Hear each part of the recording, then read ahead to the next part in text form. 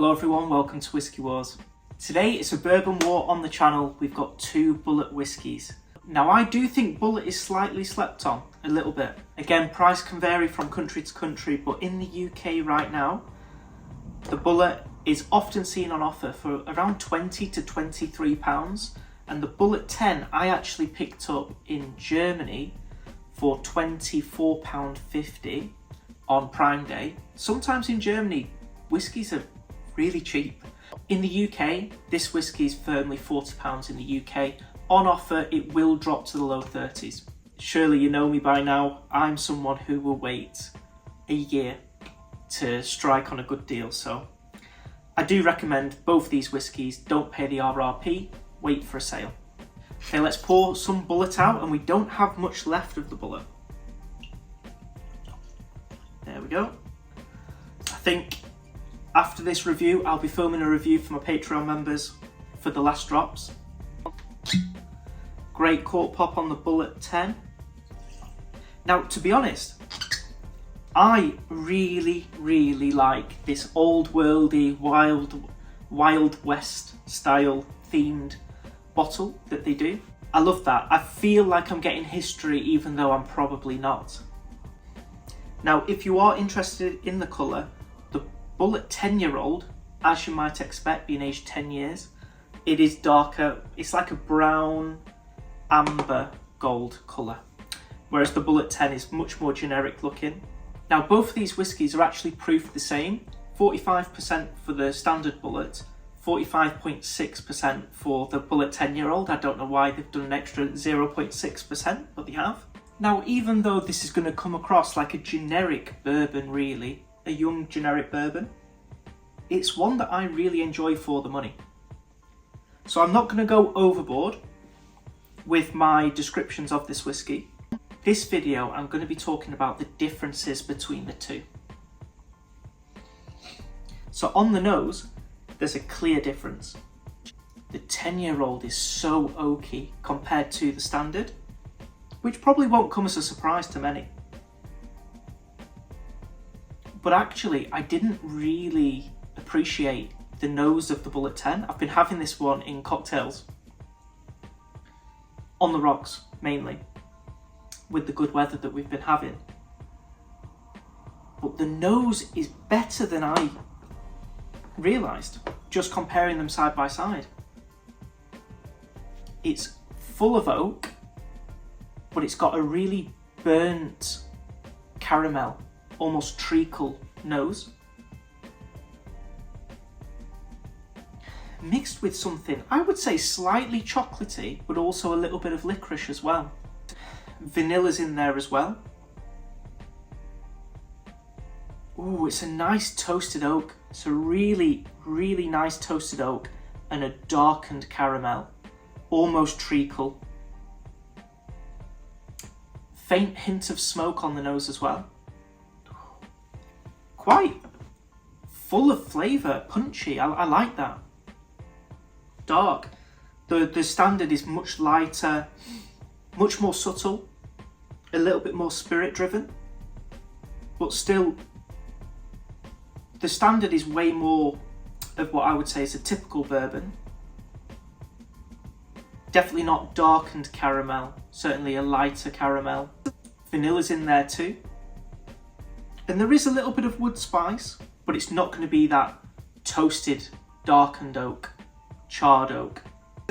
But what I like is similar notes, it's just turned up, aged longer, darkened in the 10-year. Okay, let's get on to the taste. Oh, just before we do, guys, if you do enjoy the videos, please do drop a like on the video and don't forget to click that subscribe button as well. That really helps the channel to grow, so thank you for that. Let's get on to the taste.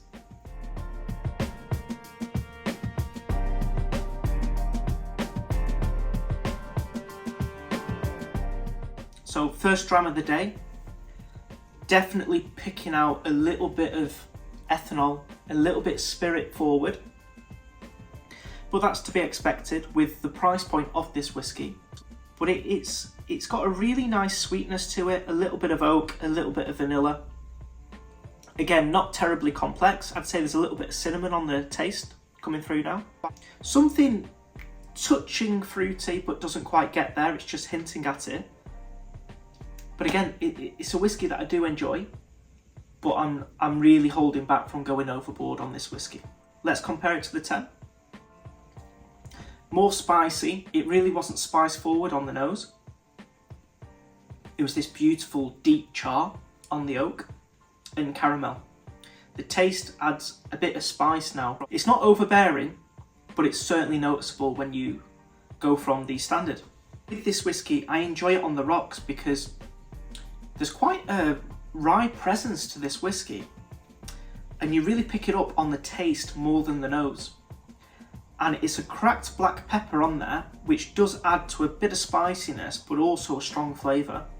But there is something fruity, and I got hints of it on the standard, but it's coming through more on the 10-year. And I don't know whether it's a tinned peach or a tinned apricot. It's along those lines. Not overly strong, but it just complements that cracked black pepper, stops that and the oak from getting too overbearing.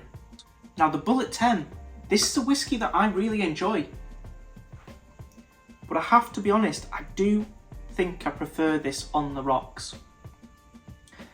And I've been doing a little bit of experimenting lately, so I might do a video on that. This does better than a lot of really quite famed and hyped bourbons do on the rocks. There's a lovely smokiness to the bourbon as well that you don't really get on the standard. Now the mash bill of this 10-year is going to be 68% corn, 28% rye and 4% malted barley. And I can really taste that rye on this. In fact, I drank half of the bottle before looking up the mash bill, which I like to do. I don't like to get swayed by it, but you really do, that rye presence is really clear on this whiskey. And actually, I should have perhaps done the Bulleit rye because I preferred the Bulleit rye to the standard Bulleit. I really like that whiskey. But the rye influence is different to that whiskey. That's more of a sweet green tea and cardamom for me. This has elements of that, but elements of this, but dialed up to 10. The oak presence is dialed up tremendously. There's less spirit nature to the whiskey, which is great. The caramel is darkened. The vanilla's still there. It adds elements of like an apricot, which is really nice. Adds a little bit of smoke as well to the whiskey. It makes it feel more mature.